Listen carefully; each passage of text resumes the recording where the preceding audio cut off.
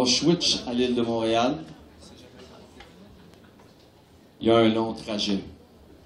Et sur ce trajet, Jean-Claude a mis les fondements et les travailleurs de Zéro de conduite vont mettre la bâtisse. Au-dessus de la bâtisse, du métal rouillé, avec la misère au passé, de la misère au futur, qui donne encore de la misère au présent.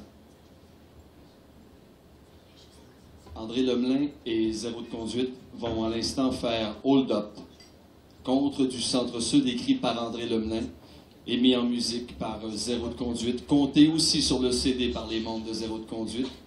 Étienne est à la direction artistique. Un bon CD puis un maudit bon show aussi. Le conte en musique fait éclater le genre pour mieux le recoller à sa manière. Tout est possible. À vous d'en juger. Moi, je pars à l'instant et je vous demanderai d'arrêter de fumer, s'il vous plaît. Pour les conteurs, les musiciens, ils sont tous asthmatiques, ils sont tous allergiques aux chats. Et j'ai appris que quelqu'un ici avait un pullover en chat sauvage. Je lui demanderai, s'il vous plaît, de l'ôter à l'instant. Ça n'a rien d'obscène, c'est tout simplement qu'ils sont allergiques aux chats sauvages. André Lemelin et Zéro de conduite. Bonne fin de soirée.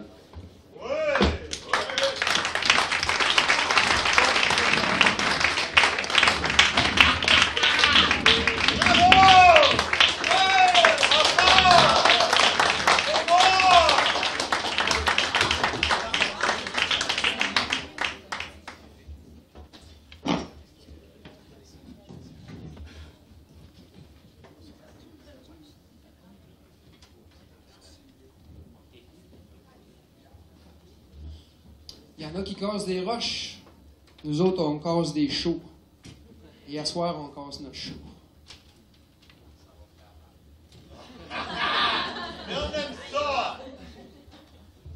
On va vous raconter une petite histoire pour commencer. C'est la première histoire de la soirée. Là, je fais semblant de vous voir, mais j'ai des spots plein la face, parce que je vois personne pantoute. On va vous faire l'histoire de Joseph puis de Marie. On ferait bien aussi l'histoire d'un certain jésuite au clavier, mais on va laisser tomber pour ça.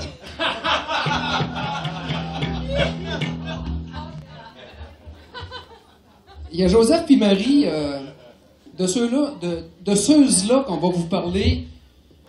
En fait, on ne vous parlera pas de ceux-là qui ont fait la grande histoire, qui l'auraient changé, qui auraient vécu dans le temps où c'était entre l'année 1 puis -1, quelque part dans le temps de zéro. Non, nous, on va vous parler d'un autre Joseph puis d'un autre Marie. Ils ont vécu dernièrement, dans la dernière décennie. Et faites-vous-en pas, parce que ce Joseph-là puis cette Marie-là, d'un petit Chris, il n'en voulait pas.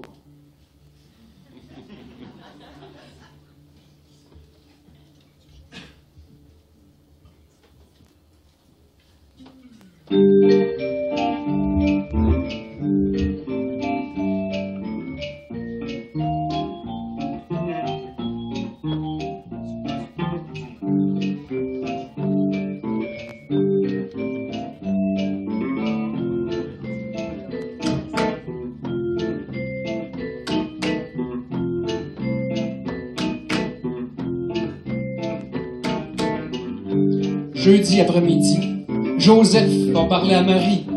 Marie aux yeux verts, Marie la rousse jusqu'aux fesses. Il l'a invitée right now, en lui déclarant « T'es belle. Et t'as le sourire de diamant, puis moi, sacrement, ben j'ai envie de me battre dedans. »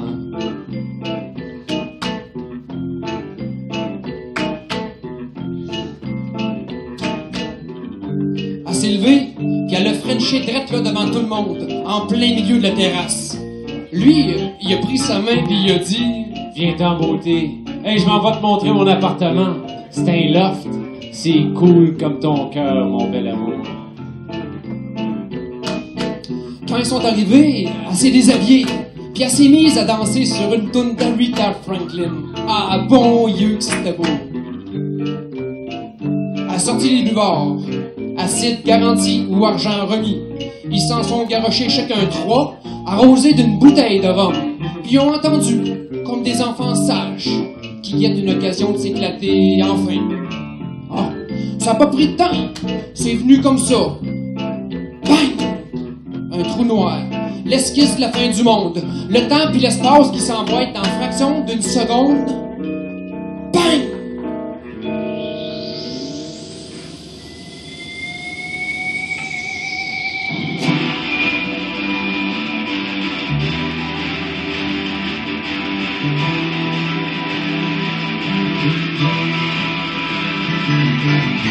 Dans la caisse populaire, les gens paniquaient. Joseph a crié « Oh yeah! » pendant que Marie approchait son 45 de la face du banquier qui refusait d'ouvrir le coffre.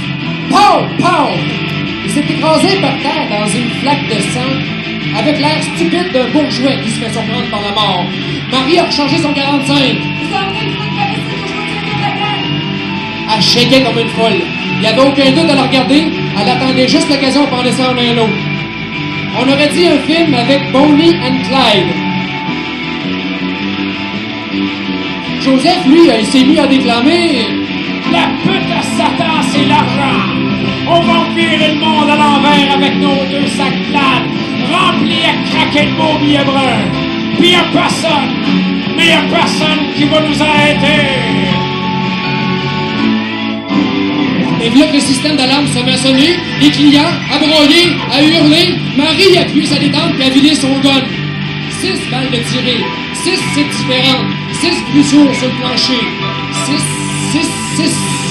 Joseph a ramassé Marie par le bras. Ah ouais, on se passe! Ils sont sortis en courant. La Chevrolet partit comme une bombe.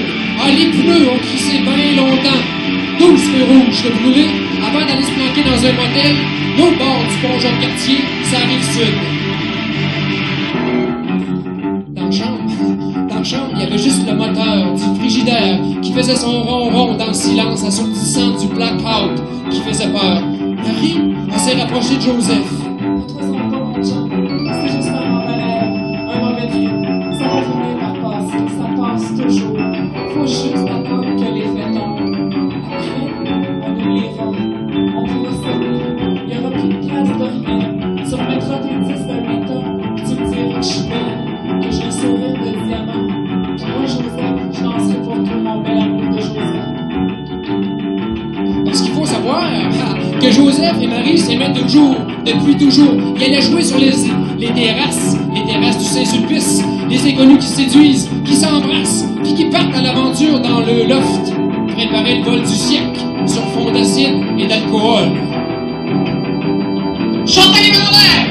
Une voix forte, amplifiée par un mégaphone, s'est mise à hurler. Chantez les mains en l'air! Dans 1 minute, ça va sortir, on ouvre le feu! Joseph a regardé Marie, qui la regardait aussi. Autour d'eux, sur le plancher de la chambre, il y avait plein d'argent déparpillé. 2 sacs plats remplis à craquer. 30 secondes! Joseph s'est mis à sangloter, à brailler. Bien sûr, il voulait pas perdre Marie. Marie aux yeux verts, Marie la bouche jusqu'aux fesses. Marie son paradis terrestre. Elle l'a pris dans ses bras pour le consoler tendrement.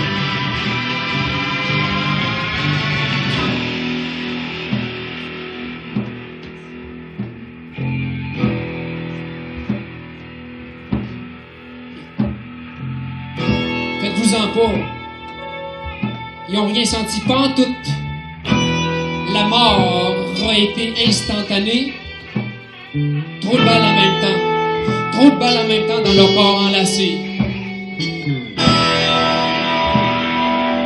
L'histoire qu'on a pu lire dans les journaux à l'époque, l'histoire nous a dit que les 5 flics du SWAT ont été félicités, médaillés puis upgradés en détective.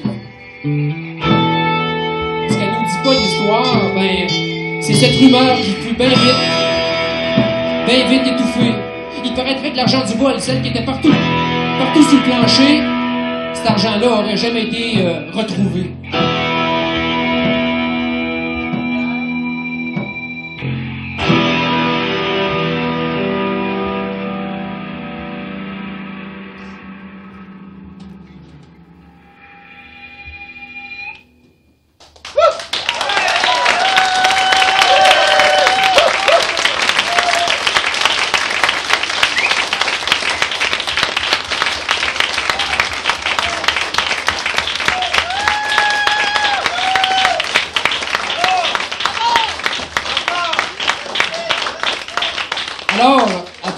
traditionnel, le conte urbain, le conte mutagène, voilà le conte rock and roll.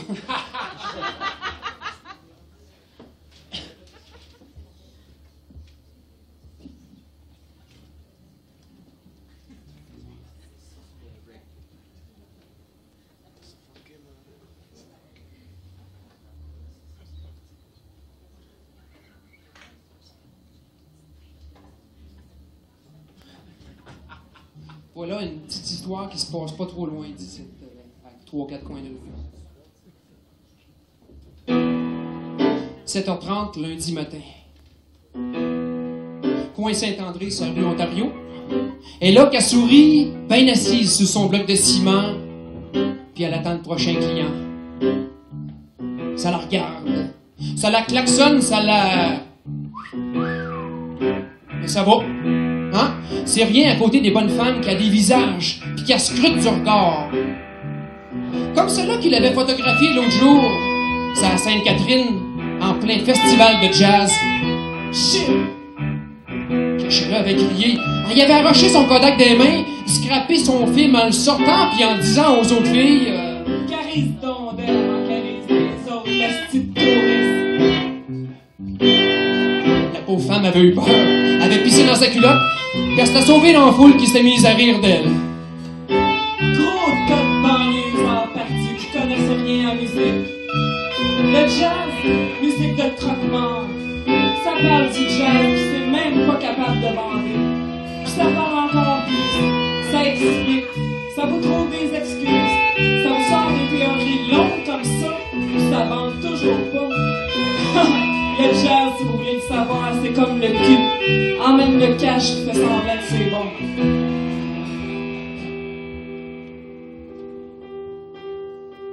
Pour ceux et celles qui l'auront pas remarqué, son nom de travail, c'est Sheila. Aujourd'hui, elle vient d'avoir 22 ans, puis c'est la seule chose qui a fait venir l'âge.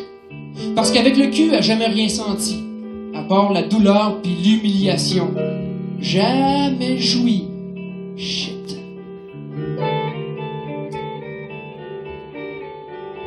Il est toujours 7h30.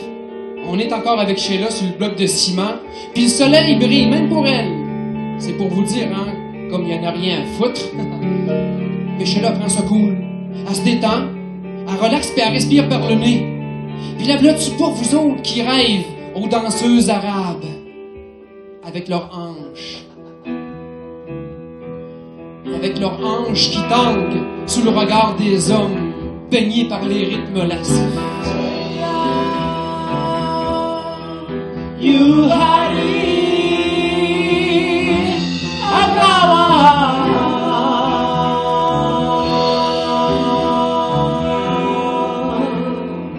Elle rêve qu'elle vit dans un harem, couverte de bijoux et de vêtements étincelants, riant d'un grand rire, puis vous regardant avec des yeux bleus couleur de la mer des Caraïbes. Elle rêve au jour où elle sera libre de vivre. Mais d'ici là, elle s'empêche juste de sourire, parce qu'elle veut pas montrer ses dents de pauvre, toutes cassées pis carriées à moelle. Shit.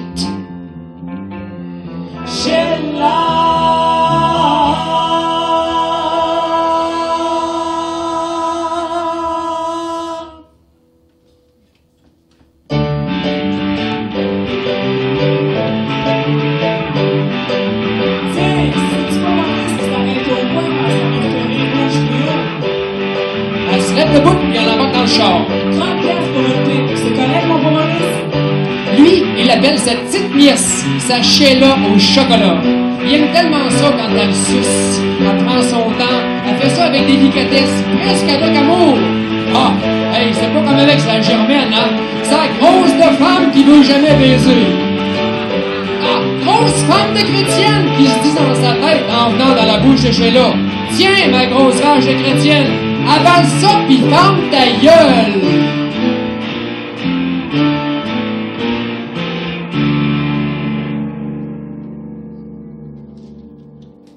Nous revoilà avec Sheila, qui revient de sa raille en char.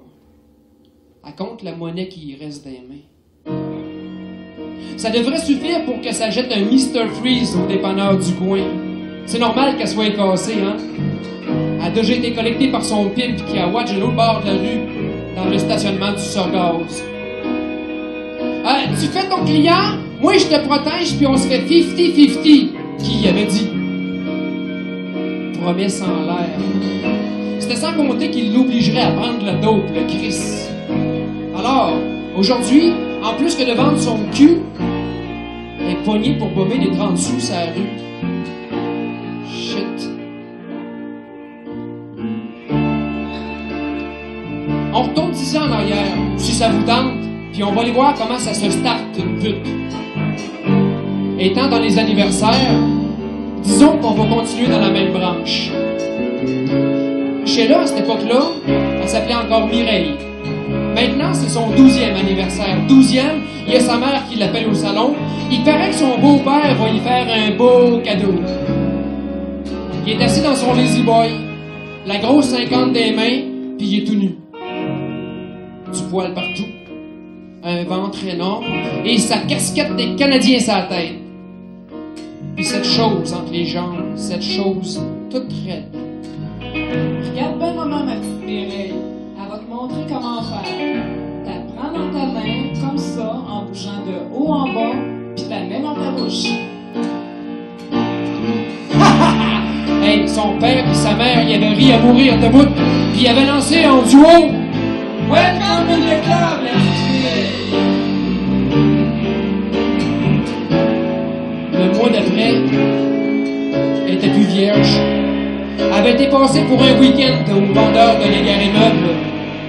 Il menaçait d'en prendre le lazy boy.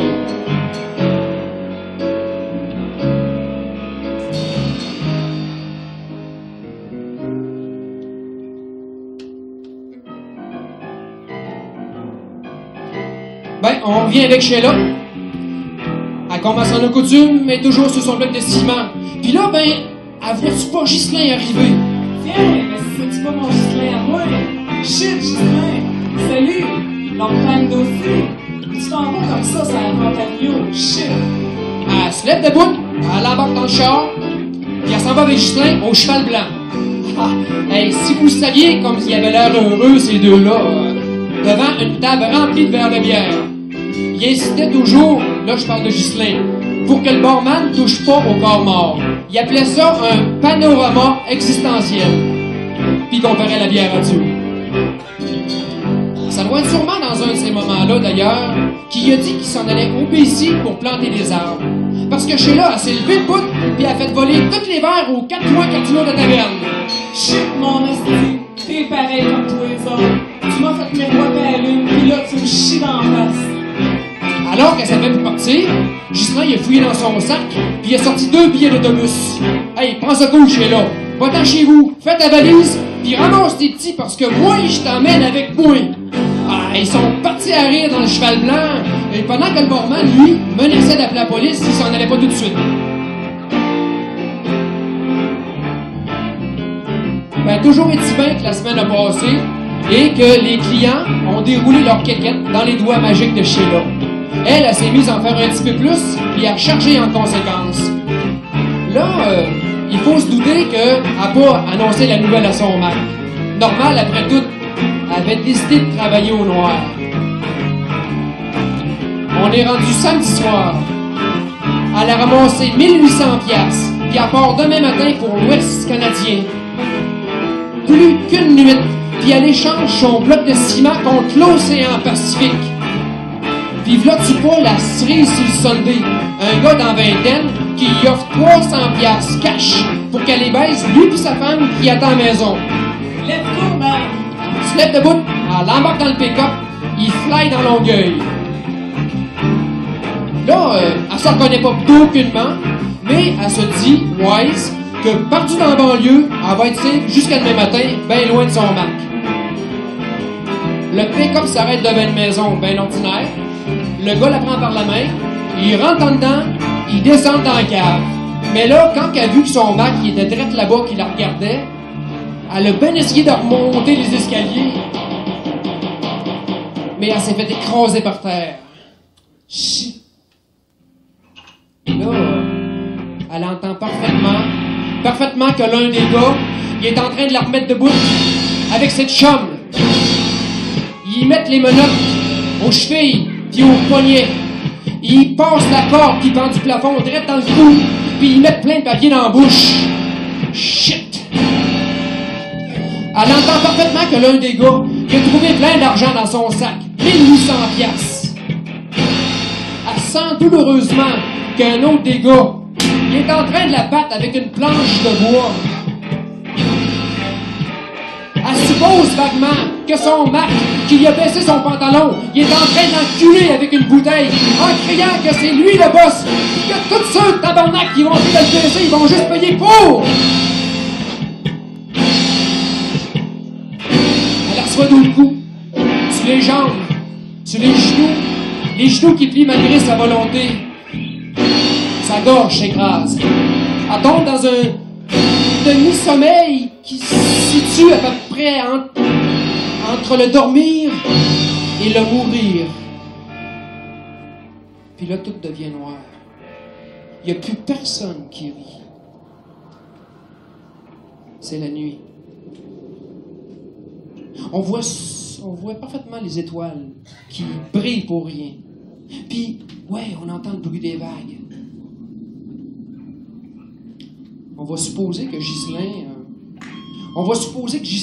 qui était un de mes meilleurs amis, puis qui voulait partir avec Sheila, il est triste.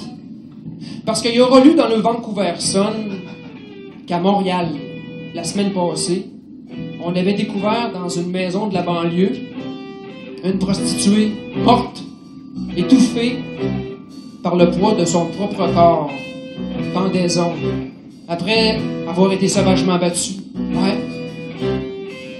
On soupçonnait bien son Mac, mais faute de preuves, le chien sale y avait été relâché.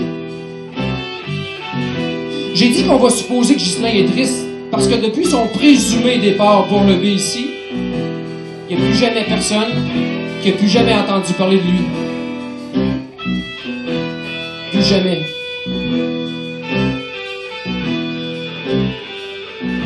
Vous savez, il m'arrive encore de retourner sur la rue Ontario, coin Saint-André, et de voir une fille sur le bloc de ciment. Ils sont de plus en plus jeunes, les filles. Et cette fille-là, elle souriait au gars d'un char. Ça m'a comme fait une espèce de creux dans le ventre. Et là, j'ai senti monter toute ma haine. Surtout quand j'ai vu le gars dans le stationnement du Sorgaz, qui checkait la fille en riant, puis qui jouait à enlever puis à remettre son chapeau. Comme pour montrer au monde que le centre-sud, c'était son royaume à lui. C'est à s'y méprendre, hein, mais ce chapeau-là, moi, je serais prête à jurer que c'était celui-là que j'avais donné à Ghislain avant qu'il disparaisse pour de bon.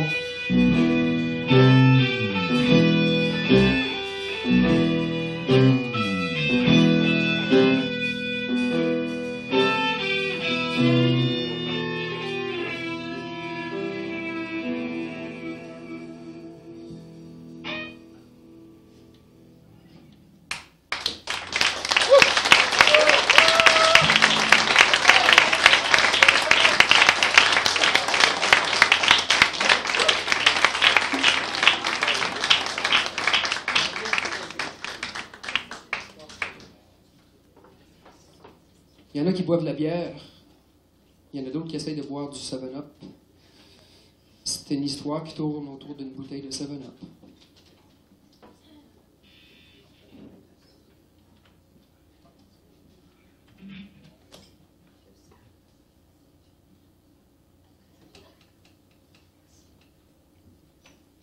J'habite le centre-sud de Montréal.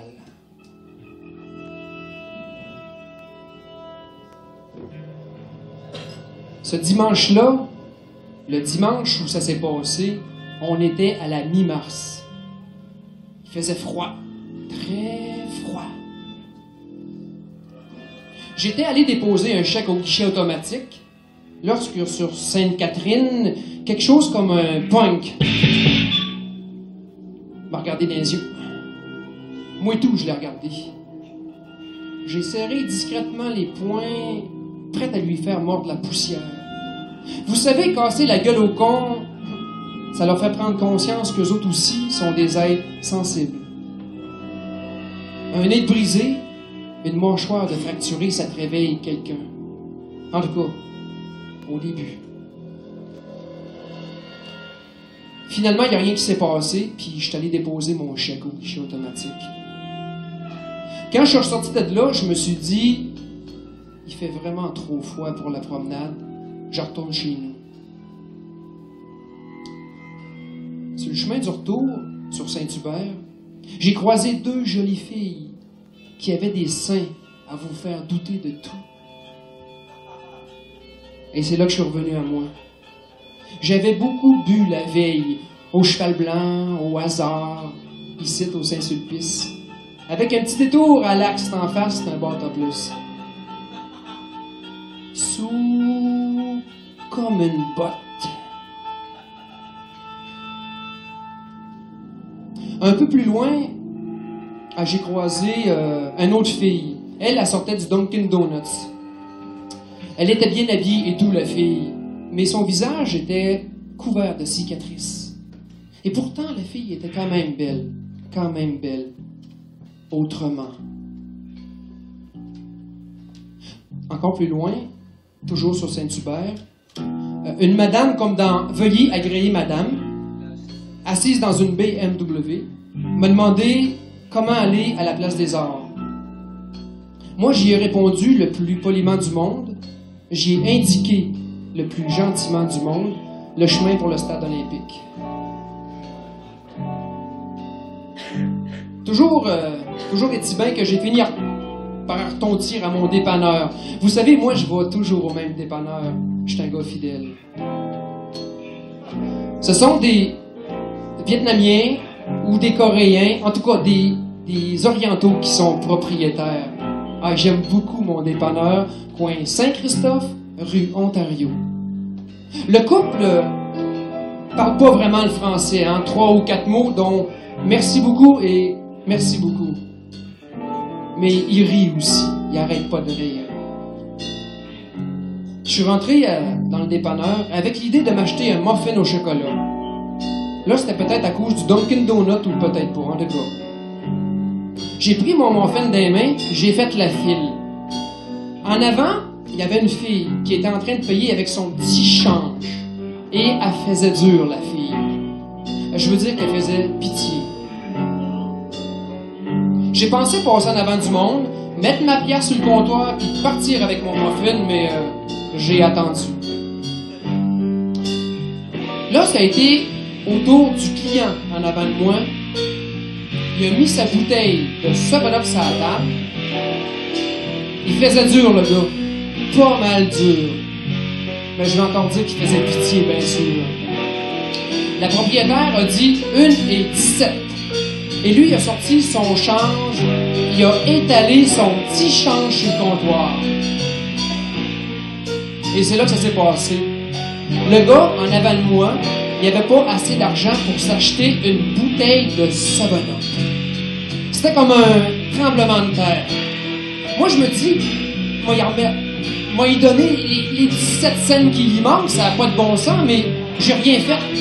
Je suis resté stallé, figé. Il y avait quelqu'un en avant de moi qui n'était pas capable de s'acheter un 7-Up. Là, j'ai regardé le gars, en prendre son change, poigner la bouteille, puis aller la replacer dans le frigidaire. Moi, je suis parti avec mon muffin après l'avoir payé. Dehors, 2 coins de rue plus loin, j'ai croisé une pute. Il y a toujours une pute à ce coin-là, Vous savez maintenant, c'est la rue Saint-André, c'est la rue du Sorgaz, c'est la rue du bloc de ciment, c'est la rue de Sheila. En fait, je vous dis ça, mais c'est plus vraiment vrai. Parce que la vérité de mes histoires est aussi éphémère que celle des papillons. Le Sorgaz a été vendu à Ultramar. Le hasard a été revendu lui tout.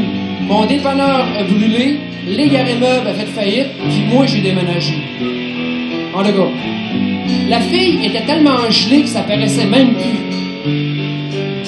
Et là, je suis revenu à moi. André, t'es dans le centre-sud de Montréal. T'es dans la réalité jusqu'au cou. Ici, on voit l'humanité sous toutes ses coutures, jusque dans le fond de l'âme. Les petites gens, les punks, les pauvres, les ratés, puis le reste. Ceux qui vont rester livreurs de dépanneurs jusqu'à toujours. Ceux qui pensent qu'à la limite du quartier, c'est la fin du monde.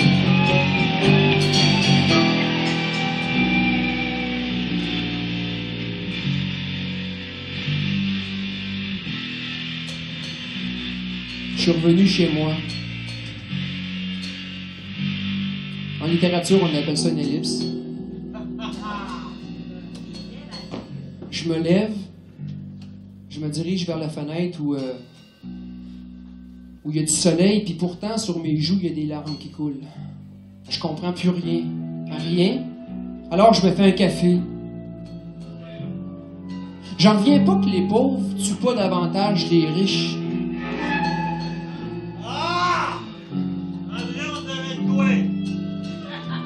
J'en reviens pas de cette petite vie où il n'y a rien qui se passe, de cette course vers nulle part, de cette fuite dans la nuit silencieuse,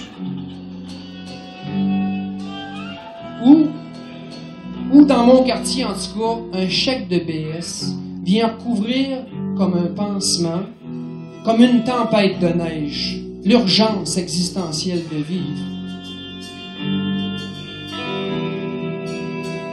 Je regarde dehors et je sais que moi, désormais, je pourrais plus oublier ce gars-là qui avait pas assez d'argent pour s'acheter un 7-Up. Chris, c'est pas arrivé au téléjournal? Direct en avant de moi. Je regarde dehors et je sais désormais que la souffrance est une bête humaine, mauditement bien dressée. Ouais. Mauditement bien dressé.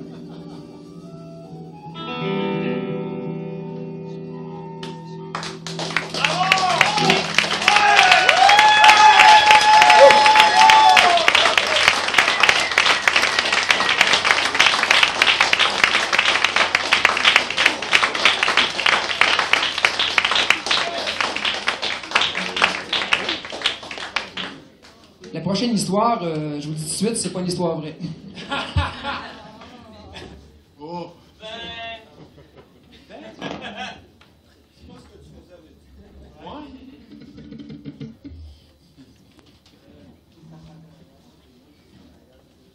C'est pas là-dedans qu'il y a les 3 affaires. Ça compte pas nos expériences personnelles, c'est en toi quand tu parles de... Ça, c'est la version censurée, la version spectacle. Pour vous, mesdames, le fringant Yves Lavoie.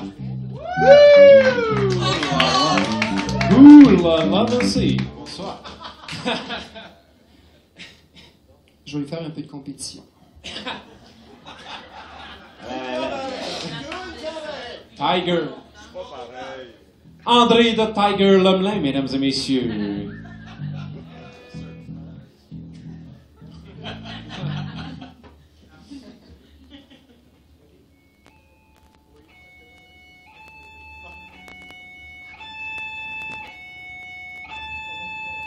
Ça s'est passé un mardi PM, en plein mois de juillet, avec un soleil qui vous garochait ses 30 degrés Celsius. Puis il y avait lui, le gars, qui marchait sur les chars, ben parké le long de la Sainte-Catherine. Qui était là, qui prêchait ses litanies et qui déclamait en tendant les bras. Je suis revenu. Aidez-moi. Faut faire quelque chose, la terre elle roule à l'envers.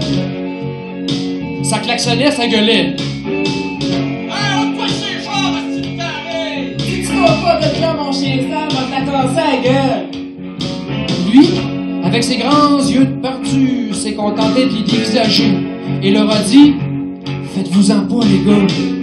Votre violence, votre haine, votre envie de tuer quelqu'un qui se promène sur de la tôle à 4 roues, tout ça, c'est normal. Il n'y a pas de valeur. Reste juste le fric.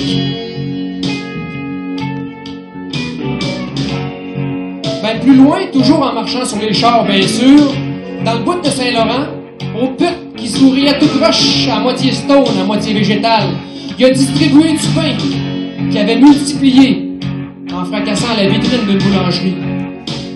Chanceux, il n'y avait pas de système d'alarme. Plus loin, toujours en marchant sur les chars, en haut de Sherbrooke, il a remis une cruche de vin à un tas de paumés qui quêtaient à longueur de journée. Il avait sorti d'une SAQ classique sans payer. Les employés étaient restés bouche bée. Il n'avait rien fait. Il avait été dépassé bien raide.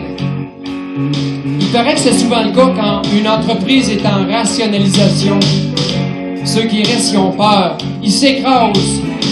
Il y en a même qui deviendraient invisibles.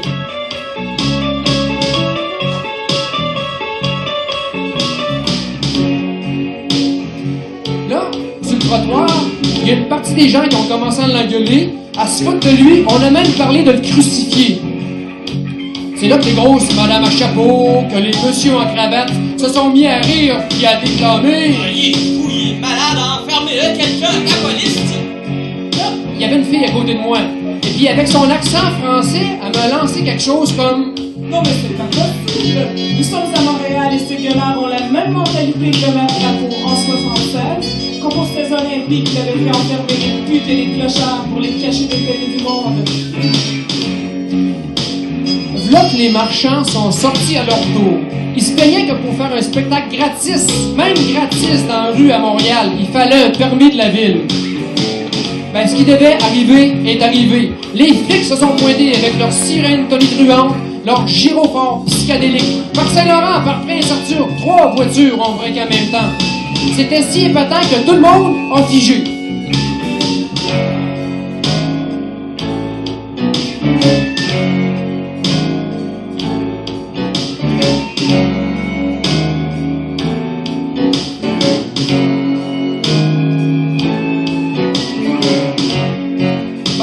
De Jesus Freak, lui, en a profité pour affirmer que personne ne le comprenait, puis qu'il voyait pas pourquoi on le menaçait ainsi. Il a lancé doucement que dans la vie, il fallait simplement prendre le temps de savoir où on va, parce que quand on sait plus, on va juste nulle part. Ça a joué du coude. Lui, vite comme l'éclair, a foncé dans la foule, puis s'est éclipsé. Ça a provoqué des bagarres. Les flics ont pris peur, ils ont appelé des renforts. Mais ça, il y a sûrement quelqu'un d'autre qui va vous le raconter, parce que moi, je me suis poussé à mon tour. J'avais déjà donné, lors d'une certaine Coupe Stanley, une trop bonne occasion à la police de me tabasser.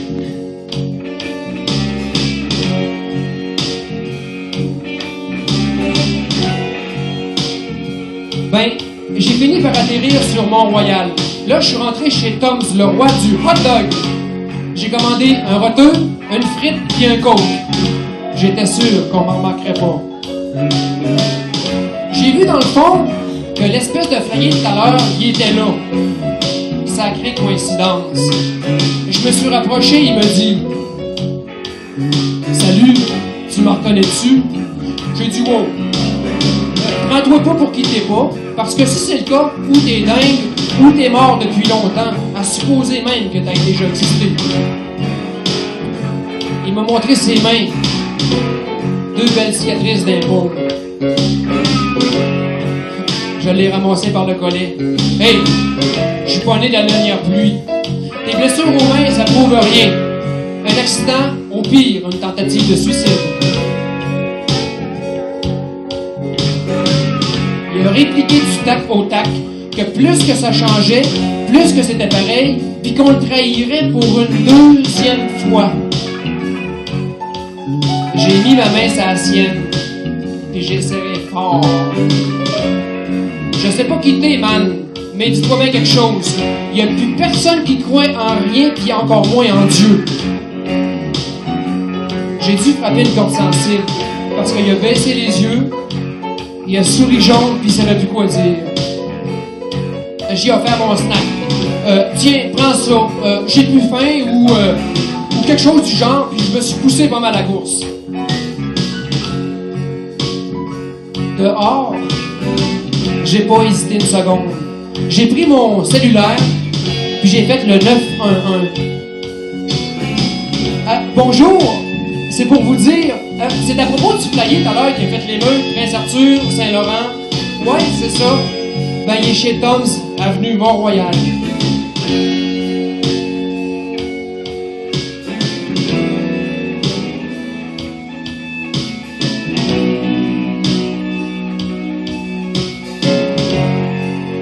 Une semaine plus tard, j'ai lu dans le journal qu'on l'avait retrouvé mort dans sa chambre à Hippolyte-la-Fontaine. Il avait trouvé le moyen de se pendre avec son linge après avoir barbouillé ses murs que c'était à cause de Gida qui l'avait trahi pour une deuxième fois. J'ai ramassé ma grosse bouteille de fort, puis j'en ai bu une crise de bonne lampée. Puis là, j'ai fini par me convaincre que j'avais pas plus de remords cette fois-là que l'autre fois et que je me foutais pas mal de savoir qui j'avais fait enfermer. Le roi des contes ou le roi des hommes. De toute façon, je vous le dis, c'était juste à lui de pas marcher sur mon char.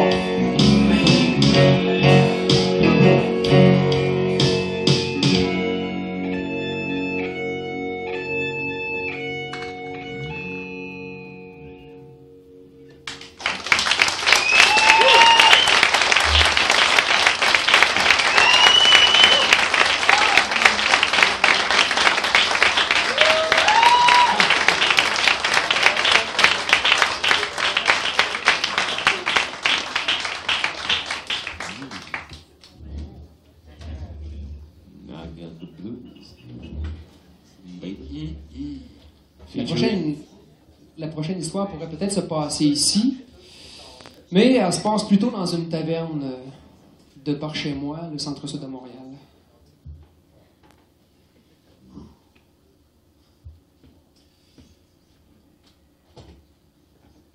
Are you ready, no thief Ivis?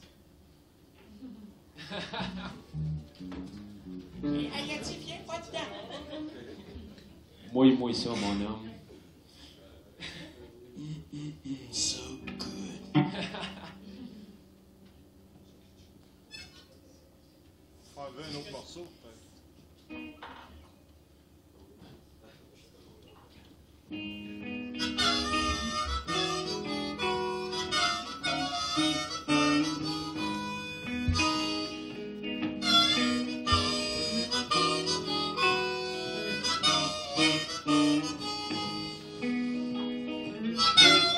Connaissez-vous Zéro de conduite? Le gars à l'harmonica, Yves Lavoie. À la guitare, Sylvain Fortier.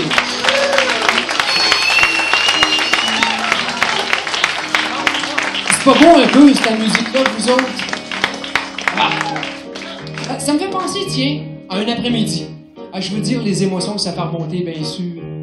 Un genre de tristesse sensuelle avec en même temps une envie irrésistible de crier.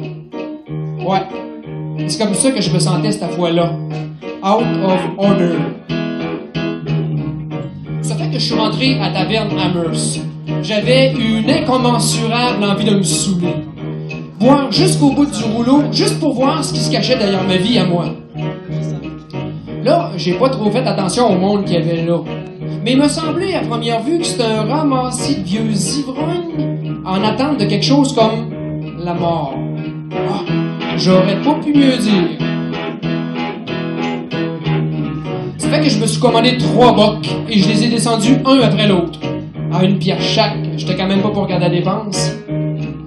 Alors que je m'apprêtais à recoller le barman, il y a une fille qui est arrivée de je sais pas trop où, puis elle m'a demandé pour s'asseoir avec moi à ma table. Hey, sans compter que c'était une sacrée de belle fille à voir ça, hein? Avec des yeux verts, grande épinette d'Abitibi. Ben, tu sais, le genre de fille que tu vois dans les pages centrales de ces magazines placés sur les tablettes les plus hautes des kiosques à journaux. Des longs cheveux blonds, sable chaud du désert.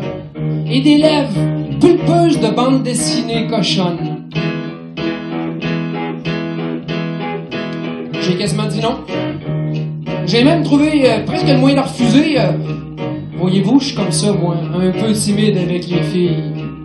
Mais son sourire, Un sourire de déesse américaine Marilyn Monroe qui te susurre juste pour toi dans le creux de l'oreille. Happy birthday to you. Happy birthday to you. Happy birthday to you. Wow! Comprenez-vous que j'ai pas refusé? J'ai dit oui, tire-toi une bûche. Après tout, on est d'un pays libre. Puis en plus, m'en va te payer à boire. Là, je me suis adressé au barman. D'une façon un petit peu théâtrale. Vous savez, des fois, la timidité, ça fait l'effet contraire. Hein? Ça vous force à en faire un peu plus. J'ai demandé qu'il recouvre en entier, dans sa totalité totale, la table de bocs de bière et qu'il remplisse chacun de ces bocs comme si c'était le dernier qu'il allait servir dans sa vie. Un peu comme le font les moines zen des monastères japonais, avec philosophie. Ça a fait rire la fille, ça a fait rire le barman. Il y a même une couple de petits vieux dans la pénombre qui ont esquissé un sourire. Avec le titre, ça m'a coûté 32$. En tout cas, la fille a ramassé un boc comme ça, elle l'a vidé d'un seul trait, puis elle y a plongé son regard. Et moi, j'ai vu dans ses yeux ce qu'elle voyait, elle, dans le fond du boc. Rien de moins. Rien de moins que le début de l'univers. L'énorme Big Bang qui déchira la grande tranquillité et qui transforma le rien en folle galaxie. Mais j'avais beau y chercher celui qui était la cause de tous ces dérangements, je voyais rien d'autre que du vide. Ben, j'ai fait comme elle, la fille. J'ai ramassé un boc, puis je l'ai vidé d'un seul trait, puis là, j'y ai plongé mon regard. J'ai souffert d'un grand sentiment de solitude, entouré par le mur glacial de l'absurdité. Puis tout est devenu vert. Vert comme les yeux de la fille que j'avais devant moi. De la fille, mais qu'est-ce que je dis là? De la folle qui m'assurait maintenant que si je buvais pas l'eau de gorgée, je savais pas la suite de l'histoire. Alors j'ai rebu encore une deuxième fois le boc. Et là, il y a eu des cris qui ont retenti à mes oreilles. Et j'ai commencé à distinguer dans la grise noirceur du monde une forme. Une forme avec des yeux rouges d'enfants battus et mourant d'indifférence. Une forme avec une gueule d'abus, de torture sur fond de génocide. Et cette forme que j'allais enfin apercevoir dans la clarté de l'intuition s'est évanouie.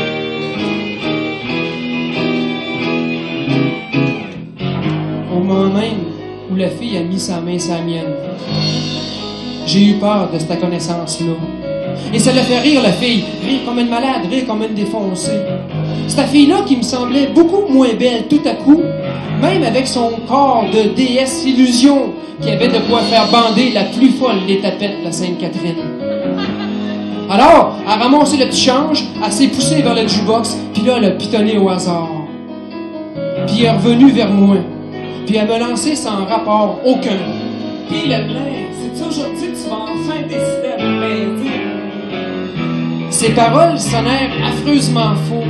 Je décelais là dans son parler un fond libidineux, taré, vicieux, puis obscène. Obscène comme une Céline Dion qui recoule sur une scène, les deux jambes bien écartées.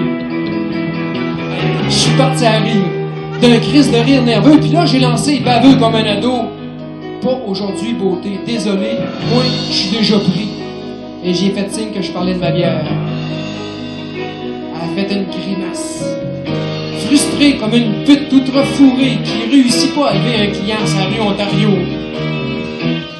Ben là, on a pris un autre boc chacun. On a fait gin puis on l'a bu. Et il y a des gros nuages noirs qui ont obscurci ses beaux yeux verts. Et moi, j'ai vu, dans leur grise noirceur, une fillette qui se promenait avec son petit frère sur la rue. C'était sur l'heure du midi. Et alors que la fillette voulait rattraper le chapeau que le vent venait d'emporter, un énorme camion l'a renversé. Puis tout est devenu vert. Vert comme les yeux de la fille. Non, Non, vert comme les yeux de cette folle-là qui m'assurait maintenant que si moi je la baisais pas, la saprée de belle fille, elle, ben, elle pouvait s'offrir qui elle voulait et elle en profiterait pour s'offrir un enfant. Elle ferait tuer la jeune fille. Alors que j'essayais de la suivre dans sa fiction délirante, dans sa folie furieuse, je me suis dit, mais comment ça avait tellement long, celle-là? Après tout, c'est la première fois qu'on se rencontrait. C'est parce que quand on se voit là-dedans, t'es toujours sous. Fait que d'une fois à l'autre, t'oublies. Notre dernière rencontre remonte à l'hiver passé. Rappelle-toi, à l'Axe, la fausse brune que tu faisais monter sur ta table puis à qui tu récitais des poèmes improvisés pendant qu'elle te montrait son cul. Ben, c'était moi. J'ai fait le gars surpris, juré n'avoir jamais été dans un bar topless de toute ma vie, prétexté l'erreur sur la personne en lui disant que les rouges c'était comme les noirs, tous pareils et confondables, comme les grains de sable d'une plage de la Floride. Peine perdue. Ben, on a pris chacun un boc. Puis on l'a vidé une deuxième fois.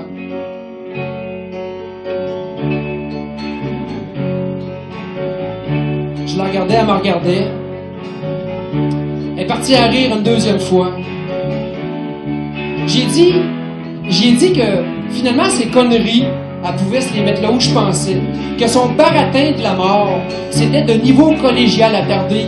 Puis que si elle voulait s'offrir une coche un petit peu plus élevée, que les superficiels qui hantent encore les banlieues, les discos de banlieue, elle devait s'y prendre autrement. J'ai rien vu venir. Je veux dire, le point qu'elle m'a lancé au visage. Je suis tombé en bas de ma chaise. La table s'est renversée. Les bocs de bière sont allés se fracasser à gauche, à droite. Le barman, il est accouru pour me donner un coup de main, à essayer de contrôler la fille. Avec une force hors de l'ordinaire. Elle l'a grimpé dans les airs. Elle l'a tiré contre un mur. Ah, ça l'a fait rire, la fille, hein? Rire comme une malade, comme une défoncée, comme une psychiatrisée.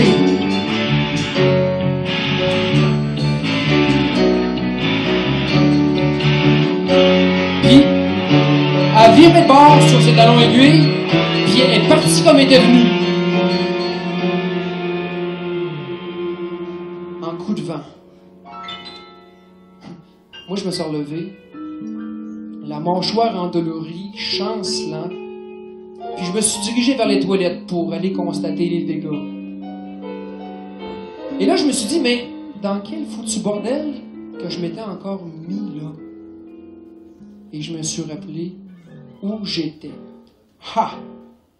J'étais dans une taverne du centre-sud de Montréal. Pour vous en donner une idée, le centre-sud de Montréal, ça ressemble à certains films de Fellini. C'est grotesque, carnavalesque et caricatural à la fois.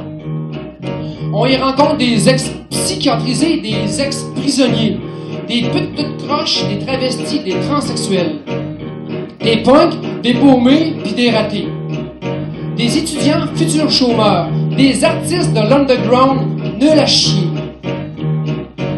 des familles monoparentales, un paquet d'enfants qui mangent pas à leur faim et des gros bourgeois d'Outremont qui viennent passer leur veillée à l'usine C. En le gars. J'ai fini par sortir des toilettes. Et là, il y avait les ambulanciers qui donnaient les premiers soins au barman, au gars. Il y avait aussi des policiers qui étaient en train d'interroger les quelques clients qui s'étaient pas sauvés. J'ai répondu aux questions qu'on m'a posées, refusé de porter plainte contre la fille, qui, paraît-il, correspondait au profil de évadée de la maison Tanguay et qui était considérée comme dangereuse. Et je suis parti en taxi. J'ai fini pour arriver chez nous. Là, j'ai pris une grosse bouteille d'alcool. Vous savez, j'en ai une réserve. Parce que c'est dur de vivre dans le centre-sud. Alors, j'ai bu. J'ai bu pour oublier que j'avais vu une enfant se faire écraser par un gros camion dans les yeux verts épinettes d'une saprée de belle dérangée que j'avais refusé de baiser. Non, connerie. En fait, j'ai surtout bu pour oublier que c'était peut-être moi le fou dans cette histoire-là. Alors j'ai bu. J'ai dû boire en crise, parce que quand je me suis réveillé le lendemain matin, j'étais couché en dessous de la table, tout habillé, malade, raqué. Je me suis traîné jusqu'à la douche. Là, j'ai mis de l'eau froide. J'ai fini par me retrouver au restaurant Quartier. Je vais toujours déjeuner là.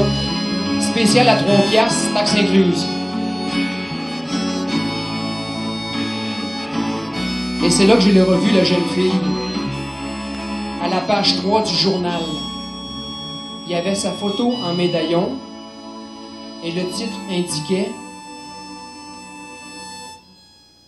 Une jeune fille voulant rattraper son chapeau est happée par un camion. »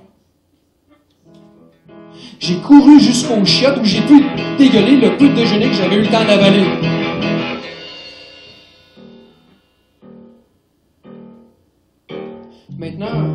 Maintenant, ça va un peu mieux. Ouais, j'ai arrêté de trembler comme un invalide. Le matin, quand je me lève, je peux même me regarder dans le miroir, puis j'ai même plus envie de broyer. C'est normal, hein, vous allez me dire, parce que dans la vie, on s'habitue à tout, même à la folie, même à l'horreur. L'homme est un animal qui oublie et surtout qui s'oublie.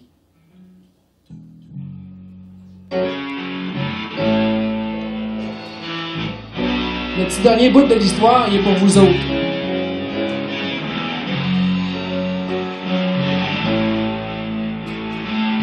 Ce que je peux en dire maintenant, ce qui m'en reste,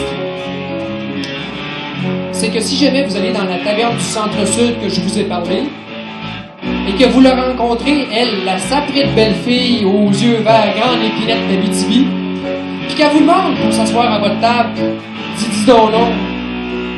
Comme ça que peut-être que vous allez sauver votre vie, et surtout celle d'un enfant.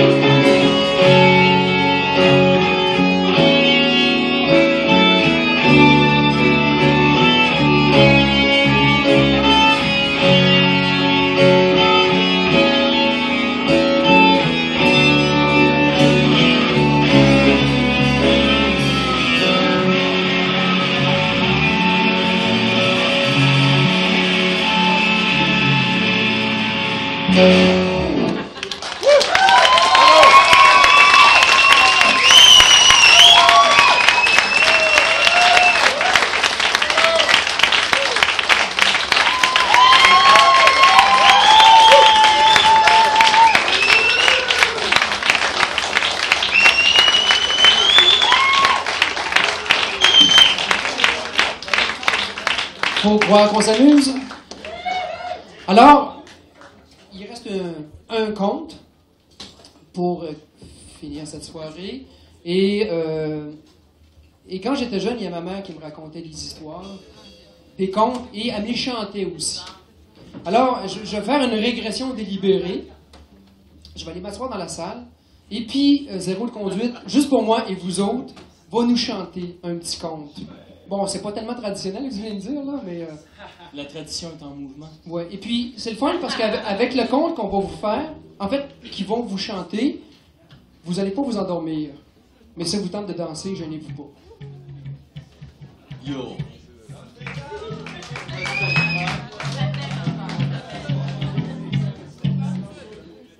What the fuck? Bonsoir. Yeah, man. Alors, veuillez pardonner mon manque de dreads ce soir. Ça sera compensé, je l'espère, par mon rythme et ainsi que mon manche qui est quand même assez valable. Voilà. Est-ce que notre jésuite... Oui? Jean-François Héroux, jésuite, chef d'orchestre.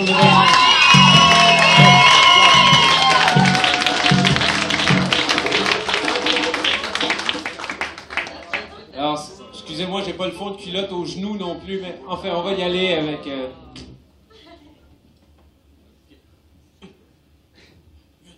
Personne qui choquait dans la discothèque quand fumait au Saint-Denis tard dans la nuit. Entraîné par la musique entre deux black labels, on buvait des tequila entre amis. À ce salon, yeah! Yeah. Et puis il y avait elle, la belle fille, inaccessible qui faisait craquer tous les cœurs. Il y avait moi qui essayais de la charmer, qui me laissait étourdir par la tequila et par le rythme frénétique de la musique. Quand la fille est partie, elle a filé incognito. Puis moi, je me suis dit, avec le regard blasé du figurant dans un mauvais show, une autre sortie de raté cet hiver, une autre de plus. Ramasse la bière, la regarde, voit à travers, plus envie de boire, plus envie de rire. Il est revenu comme un par magie, comme si de rien n'était le plus naturellement du monde. Je me suis dit, je suis vraiment con, putain de paranoïa. Un peu de supplément, ça fait pas mal à personne. Un peu de supplément, ça fait pas mal à personne. Un peu de supplément, ça fait pas mal à personne. Un peu de supplément, ça fait pas mal. C'était comme un rebondissement dans un film de série B. Puis comme un débutant qui ferait tout pour réussir, j'ai enchaîné avec les clichés. Tendresse, caresse, désir, amour toujours. Avant de m'inviter à finir la nuit au chaud dans mon lit, bien collé contre moi. Et là, tout de suite souris. Ah, j'aurais dû me méfier, mais j'étais déjà trop sous pour comprendre ce qui arrivait. Yeah. Le taxi fonçait dans la nuit comme une flèche lâchée lousse. Elle faisait semblant d'être surprise de nous deux, même si elle avait déjà tout prévu. En montant les marches de par deux, je nous amenais vers sa folie comme le chaperon rouge dans la gueule du grand méchant loup. Ah ouh! J'ai mis une cassette de Brel dans le magnéto et j'ai ouvert toutes les pierres qui restaient dans le frigo. Puis elle qui était étendue dans mon lit arrière de me voir aller en faisant des grands gestes des mains. Au secours, je me noie. Sans me poser de questions, je sautais à l'eau et je l'ai serré contre moi pour l'empêcher de couler. Je l'ai enlacé, elle m'a embrassé et on s'est métissé. Le reste de la nuit pour sombrer à l'entrée du jour. Un peu de supplément, ça fait pas mal à personne. Un peu de supplément, ça fait pas mal à personne. Un peu de supplément, ça fait pas mal. Quand je me suis réveillé, je ne croyais pas. Elle était là couchée à côté de moi, l'irrésistible, la fille qui faisait craquer tous les cœurs. J'ai dû la regarder bizarre parce qu'elle m'a dit. Qu'est-ce qu'il y a? Rien. Y a rien, je me demandais seulement où t'étais allé hier soir, mais dans le fond, c'est pas de mes affaires. Ah, j'étais avec un gars dans son char, il voulait que je fasse une thé. Mais fais-toi-en pas, la pomme était bonne. Puis avec raison, un petit supplément, ça fait pas de mal à personne. Un petit supplément. Un supplément, ça fait pas mal à personne. Un peu de supplément, ça fait pas mal à personne. Un peu de supplément, ça fait pas mal. Moi j'ai eu mal au cœur, envie de gueuler, mais je me suis retenu. Elle s'en est pas aperçue, mais quand elle est partie, j'ai J'ai mis 50 piastres dans son sac de cuir.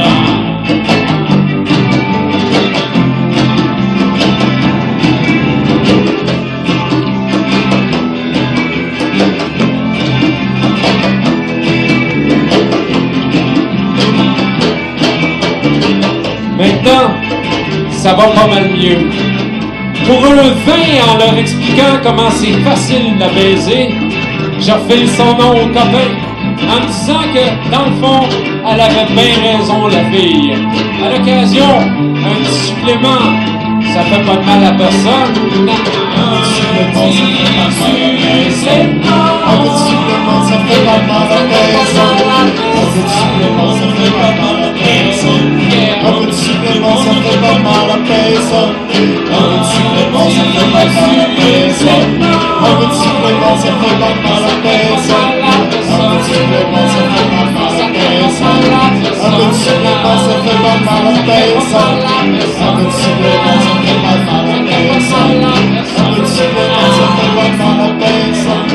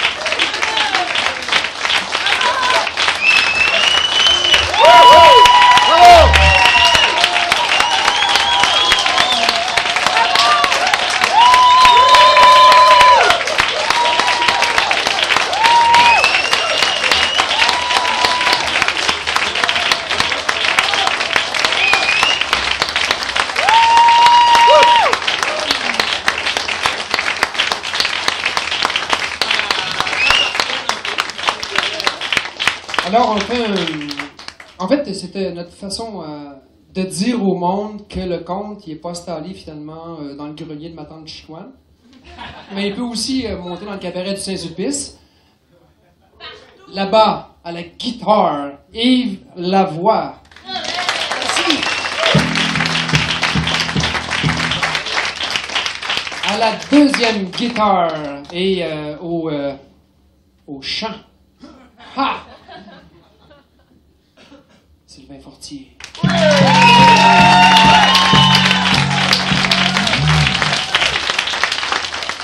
À la base, drette derrière moi, Stéphane Guy.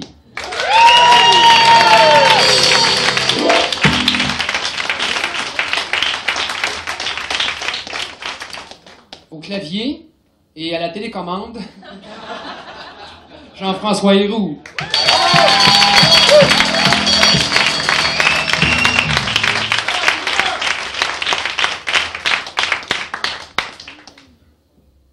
On l'appelait Marilyn, mais ce soir on peut l'appeler Sonia Ritter.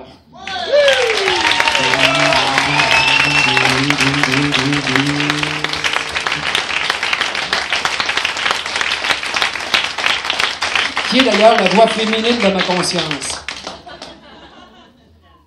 Et au bout, aux percussions, Guy Héroux.